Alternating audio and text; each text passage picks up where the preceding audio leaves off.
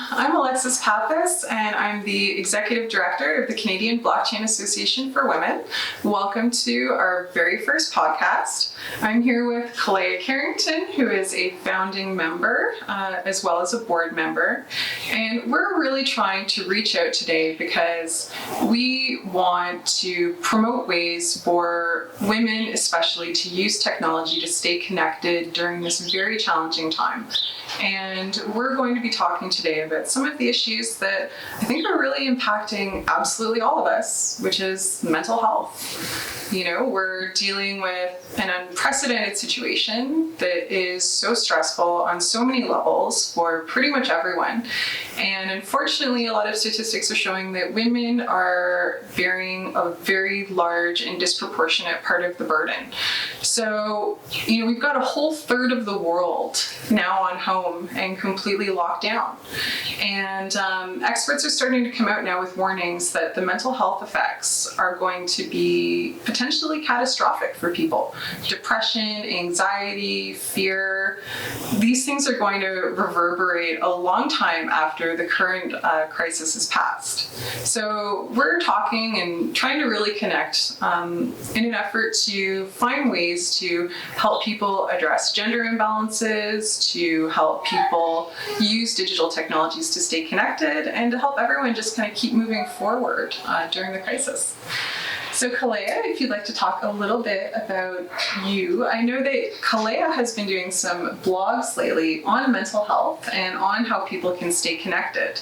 And I'd love to hear some of your experiences with what you found in terms of your big lifestyle change to working from home, how that's impacted your own work-life balance.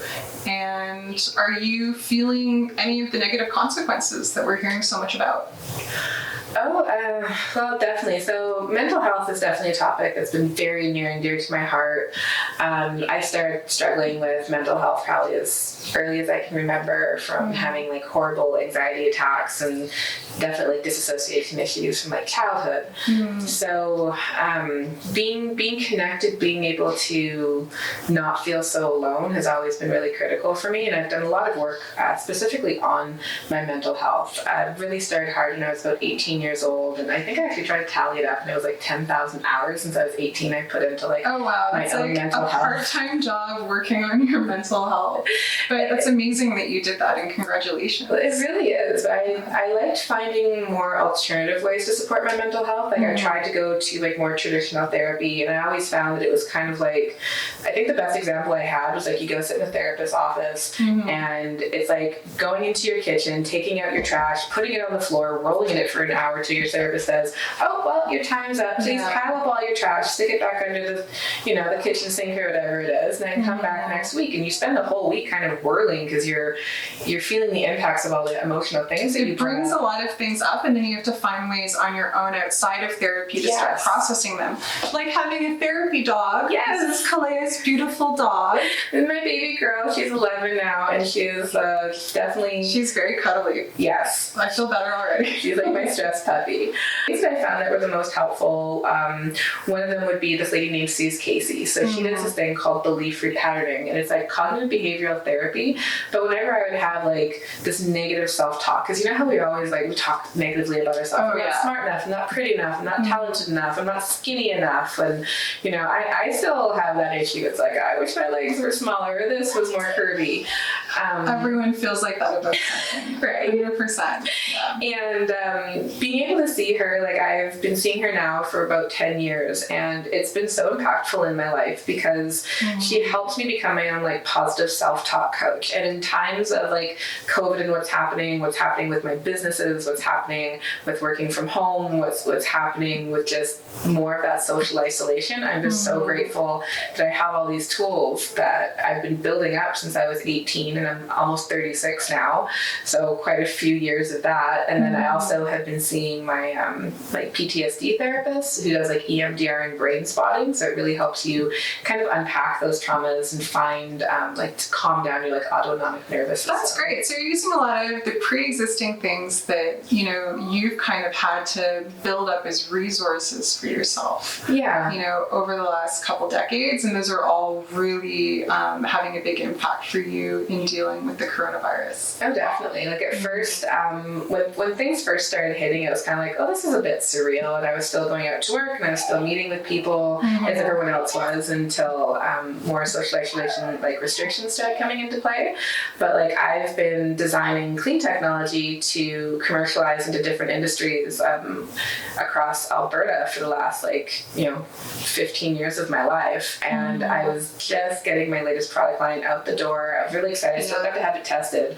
But it's like watching your market turn to vapor, wondering how am I going to make ends meet? How am I going to keep my staff? How am I going to do all of these different things? Absolutely. I'm out, I work 16-hour days and I'm out having 10 hours a day worth of meetings and then trying to catch up on all my paperwork. And now it's just there's no meetings. You're trying to convert things to Zoom. Yeah. You're trying to figure out I have finding those alternatives to keeping things going. And I think this is something that's really important to remember, that Alberta was already in the middle of a crisis when this happened. So we were already seeing a lot of statistics come out that there was a huge mental health impact from the economic downturn that we were already having here.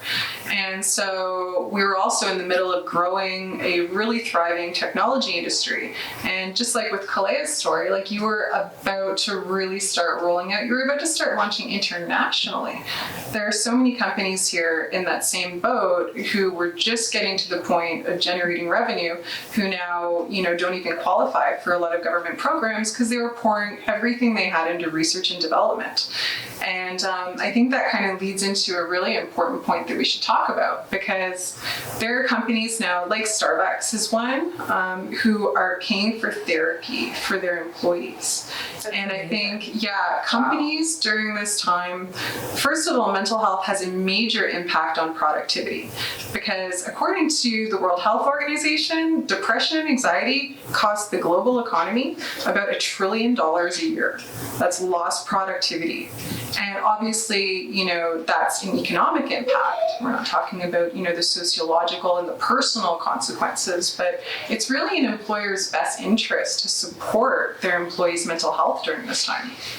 Oh, absolutely. It's critical. We used to actually contract with this company that would allow for our employees to do their weekend workshops every single month. Oh, cool. So that they could go and get the benefits of this mental health support, emotional health support, engage with the community. And we did that for probably about 7+ years. And then other staff that we've had, we actually support and cover, them actually going for cognitive behavioral therapy, EMDR, that is amazing. Different things like that. Of all the things that we need our government to start subsidizing, employer programs for worker mental health are just as critical a part of, the crisis relief funding as anything else. People are going through something that they've never experienced before.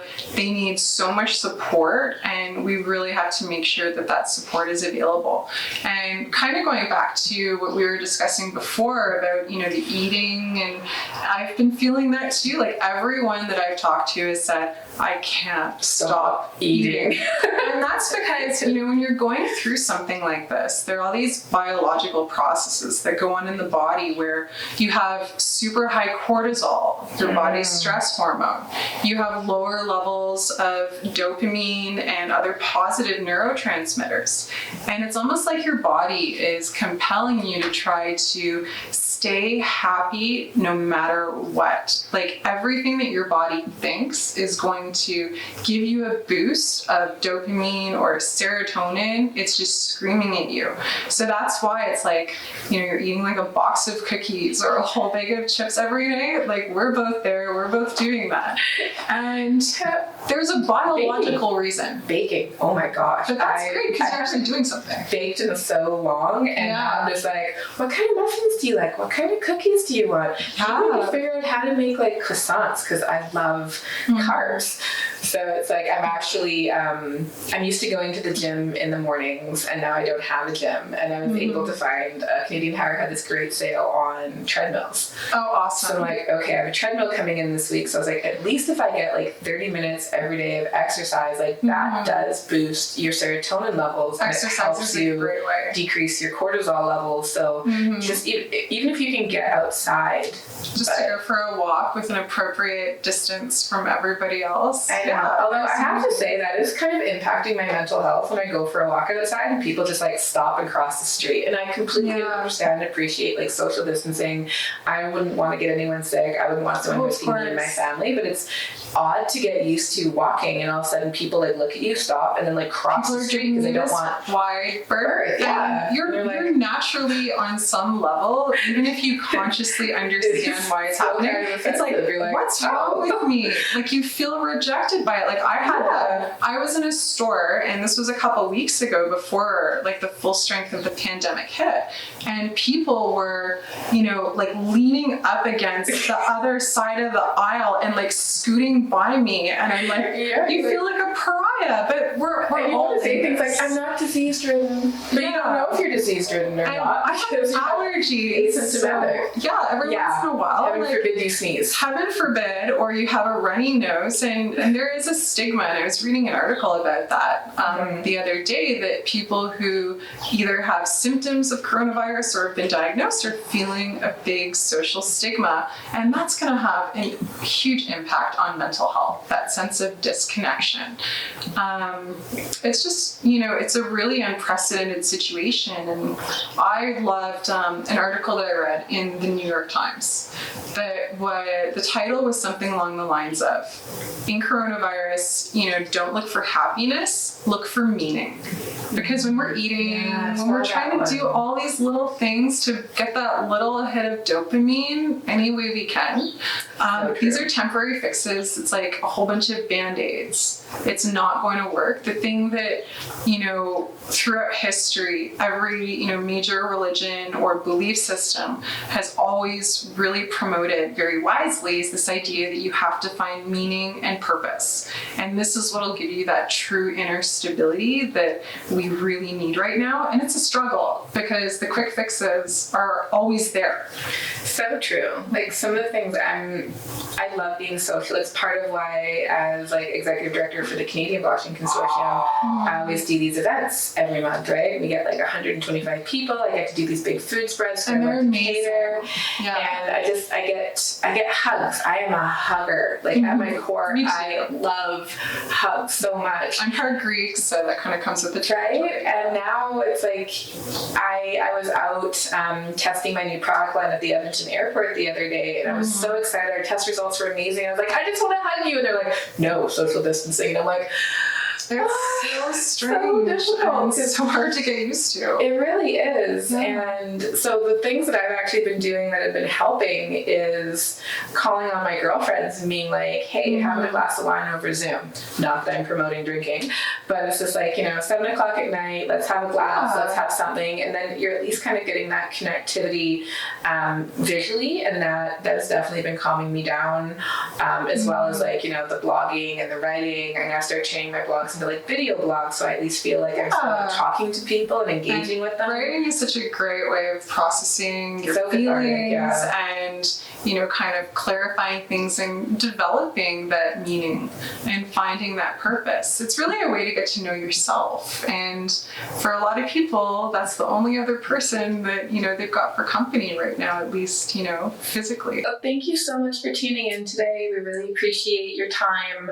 If you have any feedback, like, comment, share. We want to hear what your guys' thoughts are. Definitely put in the comment section, like, what are you guys doing to support your mental health during this global pandemic? To hear your personal stories. Absolutely. So let's share your stories with us. If you're a blog writer and you have some amazing written content that is like supporting and inspiring for women, let us know.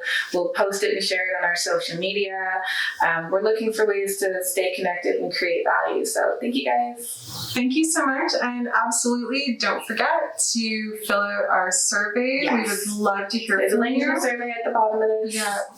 Thank you so much. We look forward to talking to you next time.